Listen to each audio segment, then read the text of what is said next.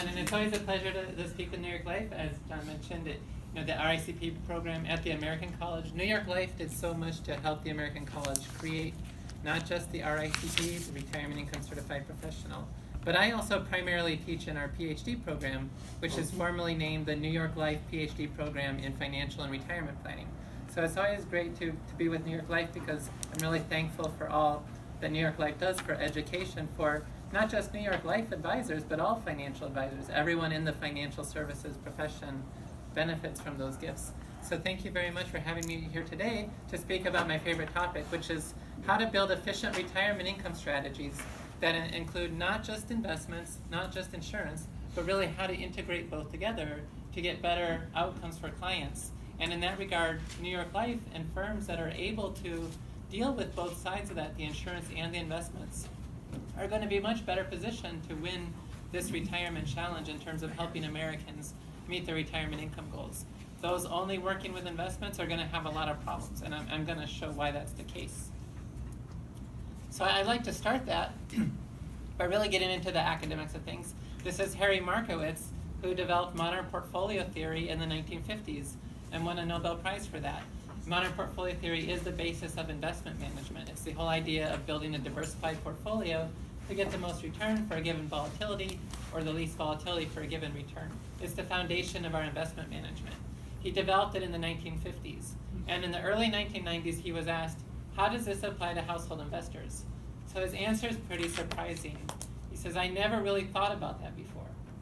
But after thinking about it for an evening, I realized modern portfolio theory is not meant to apply to household investors. So this is what's taught in the CFP programs and everything else about investment theory. But his point is, modern portfolio theory is meant for institutions. And institutions are different from households. They're meant to be ongoing concerns. They don't have any particular finite time period that they're planning for. And then they don't have any distribution constraint. They're not trying to spend down their asset base in their quote-unquote retirement or anything like that. The problem is fundamentally different for households. If you recall about how modern portfolio theory works, it's a single period of time, and you're building a portfolio just on an assets-only basis. There's no spending constraint. There's no liability you're trying to fund. The household problem is more complex. And so he said, after thinking about it for an evening, I realized you really need much more sophisticated methods to help households with their investment decisions. And that's an important basis because this investment industry framework of how do we think about accumulating, it's really only about accumulating. They just naturally think nothing changes in retirement, but a lot changes in retirement. And that's where retirement income planning has just developed in about the past 10 years as a distinct field within financial services, because the risk and the way you approach retirement has to be different from this sort of modern portfolio theory accumulation mindset. And here's 7 reasons why retirement is different than pre-retirement. And they all relate to the idea that retirees have less risk capacity. And what that means is the lifestyle of a retiree becomes more vulnerable to a market downturn. That prior to retirement, it can be easier to recover from a market downturn than post-retirement.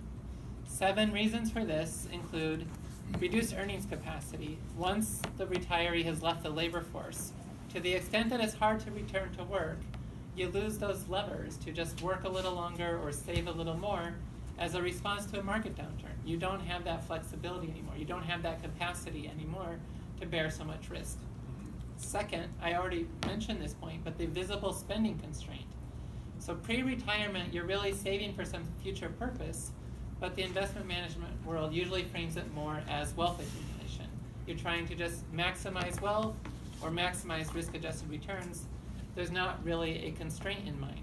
Post-retirement, there is now a visible spending constraint. You need to take distributions from those assets to fund the retirement goals. And that feeds into point number 3, which is the heightening of investment risk or the heightening of investment volatility. This is the sequence of returns risk. John mentioned about sequence of returns risk. It's a pretty common idea now that everyone has surely heard of in some capacity. I'm going to talk about it in a little bit different context than usual shortly, but the idea that I'm going to be emphasizing is sequence of returns risk in practical terms amplifies the impact of investment volatility on a household's outcomes. they become more dependent on a shorter number of years, and market returns over shorter periods of time are more volatile than market returns over longer periods of time. So that's what sequence of returns risk is doing. Also, we have unknown longevity, not knowing how long the plan needs to work for, spending shocks, the things that fall outside of the budget, healthcare, long-term care, helping other family members and so forth. There needs to be some sort of reserve available to cover that. Compounding inflation, even a low stable inflation rate builds up, so that historically, since 1926, inflation's averaged 3% in the US. With a 3% inflation rate, the purchasing power of a dollar drops in half after 23 years. Or if a loaf of bread costs $1 at the start of retirement, it costs $2 23 years later.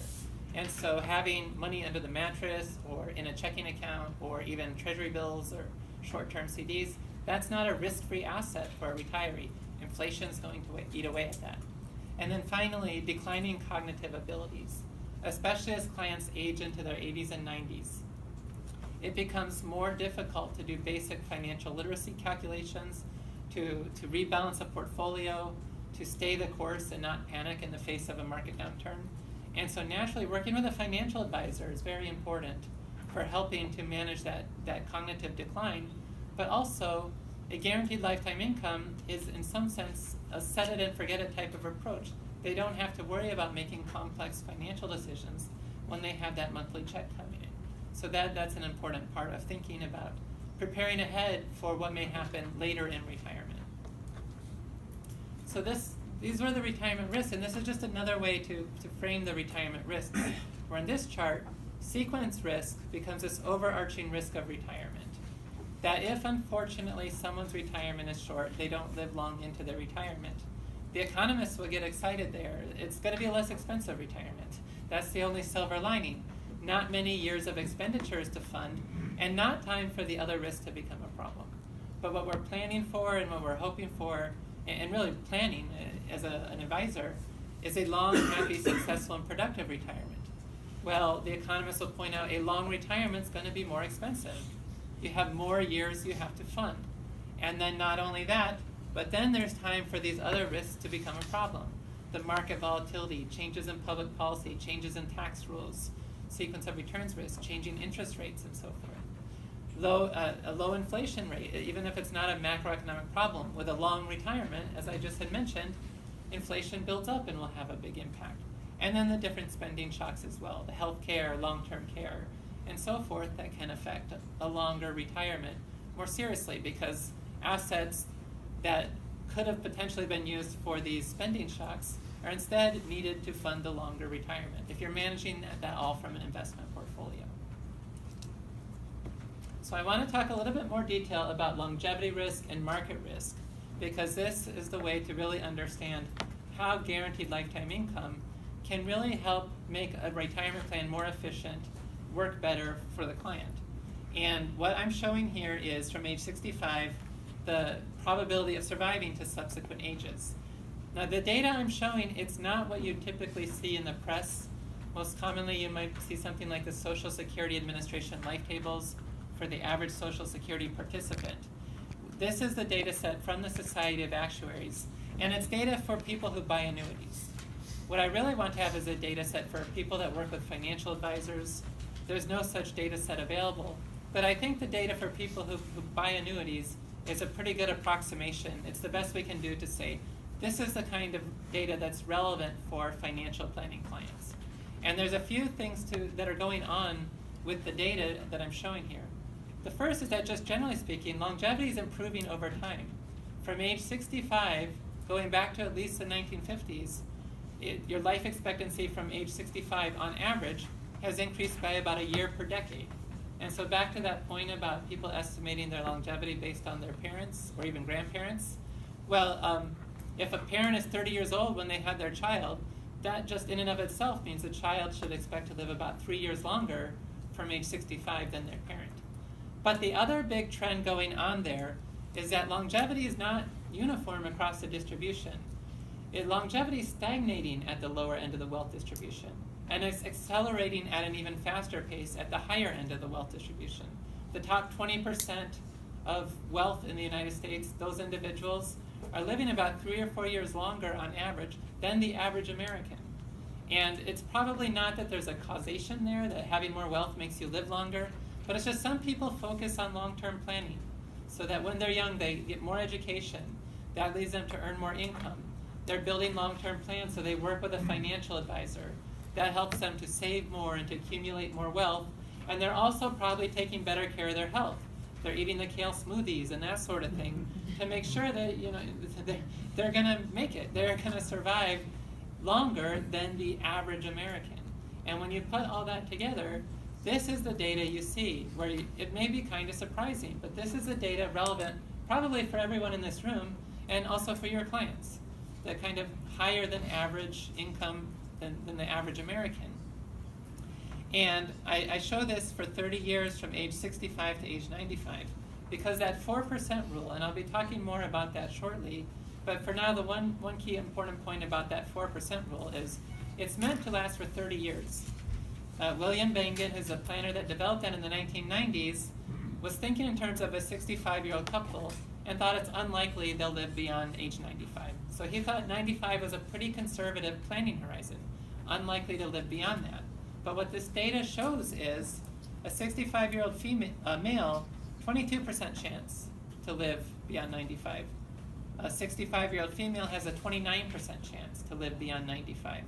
And then for a couple with two people, the longest living member of that couple, we're not sure in advance which one that will be, although it's more likely the female than the male, but the longest living member, a 43% chance of living beyond age 95.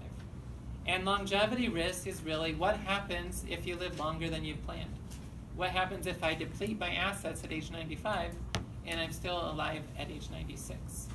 And that longevity risk is higher with a 30-year planning horizon for your clients than is typically realized. There's an associated idea with this called longevity risk aversion. And that idea is how fearful is their client about outliving their investment, or outliving their assets, or outliving their wealth. And there's occasionally a survey that will say something like, Americans fear outliving their wealth more than they fear death. And I don't know if that's fully true, but at least that gives this idea. And it's going to vary across the population, but some people are more fearful about outliving their wealth than others. So if they're thinking of this all in an investments-only world, how can they manage longevity risk? They have to stretch out and make sure their plan's going to work for longer.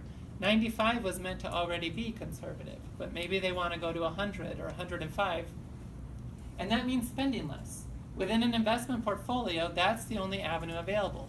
Spend less to stretch the assets out further. With a guaranteed lifetime income,